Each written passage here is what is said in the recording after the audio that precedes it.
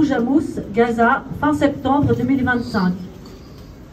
Beaucoup de gens me demandent mon avis et celui des Palestiniens de Gaza sur la reconnaissance de l'État palestinien par le Royaume-Uni, le Canada et l'Australie, puis par la France. L'opinion des Palestiniens de Gaza? Ils se noient dans la souffrance. Les Gazaouis n'arrivent même pas à sortir leur tête de cette noyade pour comprendre ce qui se passe autour d'eux. Ils ne savent même pas que des pays occidentaux ont reconnu un État palestinien.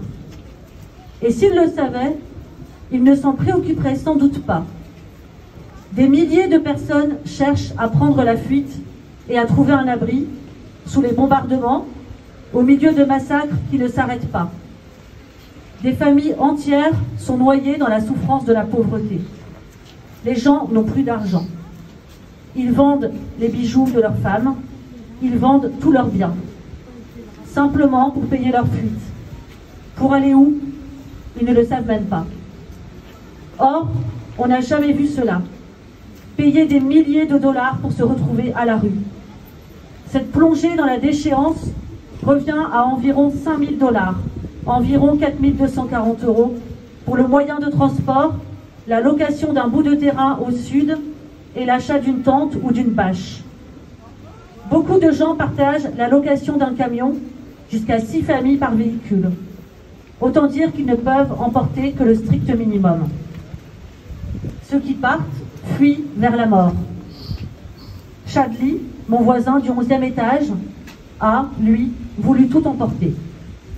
Quand les Israéliens ont commencé à bombarder les tours, il est parti pour le sud avec toute sa famille et tous ses biens. Les lits, les meubles, même les portes, pour faire du bois à brûler.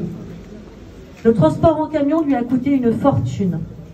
Il avait la chance d'avoir trouvé un appartement dans une résidence, les immeubles d'Ain Jalut, à côté de Nuseirat. 1 heure après leur arrivée, ils ont reçu par téléphone l'ordre d'évacuer et l'immeuble a été bombardé. Heureusement, Chadli était installé au 1er étage et seuls les étages supérieurs ont été détruits. Il est resté dans son appartement où il y a quand même eu beaucoup de casse. Il est maintenant en train de chercher un autre lieu de repli, sans succès jusqu'à présent. J'ai eu récemment sa femme au téléphone. Elle m'a dit: on n'a pas le choix, on va rester ici à attendre, on ne sait pas quoi faire après et on n'a nulle part où aller. Cet exemple montre qu'il n'y a aucun endroit sûr dans la bande de Gaza. Ceux qui partent fuient vers la mort. Les seuls choix, ce sont l'heure et la manière de mourir.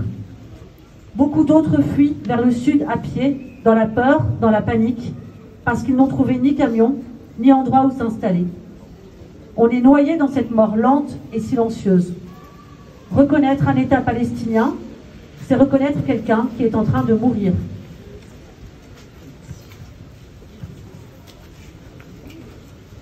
Le dernier plan de Trump est une nouvelle manipulation pour détruire le peuple palestinien.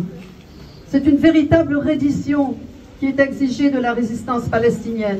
Et c'est encore une vision coloniale de la gouvernance prévue de Gaza, toujours sans le moindre droit des Palestiniens à décider de leur vie, de leur avenir. Ce serait avec Trump comme président d'un gouvernement provisoire et avec Tony Blair comme gouverneur. Clin d'œil sinistre à l'histoire. Que la plupart des États, dont la France et certains pays arabes, du moins en apparence parce qu'il semblerait qu'ils sont quand même bien réticents, le salut est révélateur de leur complicité. Et puis, à peine le plan signé, Netanyahou s'est empressé d'affirmer que son armée criminelle ne quitterait jamais Gaza. Et on va dire que c'est le Hamas qui fait obstacle. Le plan de Trump stipule que, dès l'acceptation de l'accord, une aide humanitaire complète sera immédiatement acheminée dans la bande de Gaza et distribuée par les Nations Unies et ses agences, ainsi que la Croix-Rouge et d'autres institutions internationales. Donc fini l'abominable milice qui tirait sur toutes les personnes qui venaient chercher de la nourriture. Donc ça, c'est plutôt pas mal. Gaza sera gouvernée, c'est ce que je vous disais, en vertu de l'autorité transitoire temporaire d'un comité palestinien technocratique et apolitique chargé de gérer les services publics et les municipalités.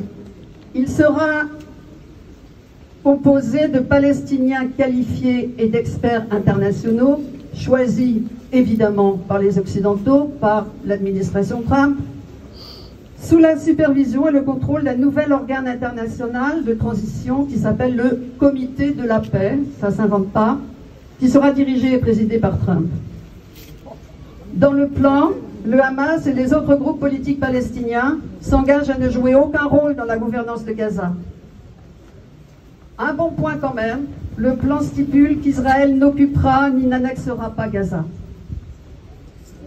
Alors le Hamas, soutenu par le djihad islamique qui vient de s'exprimer ce matin, vient d'accepter le plan, mais avec des modifications, et sous réserve que, je cite, les conditions soient réunies sur le terrain.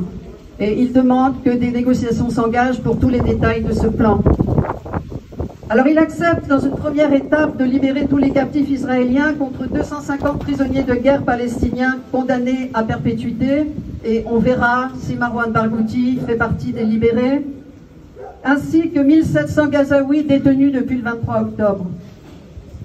Il donne son accord pour confier l'administration de Gaza à un organisme palestinien indépendant, je cite, sur la base d'un consensus national palestinien et bénéficiant de soutien des pays arabes et islamiques. Malgré ce geste du Hamas et la demande expresse de Trump à Netanyahou d'arrêter immédiatement les bombardements, l'armée israélienne a déclaré ce matin qu'elle poursuivait son offensive dans la ville de Gaza et les bombardements n'ont pas cessé de toute la nuit.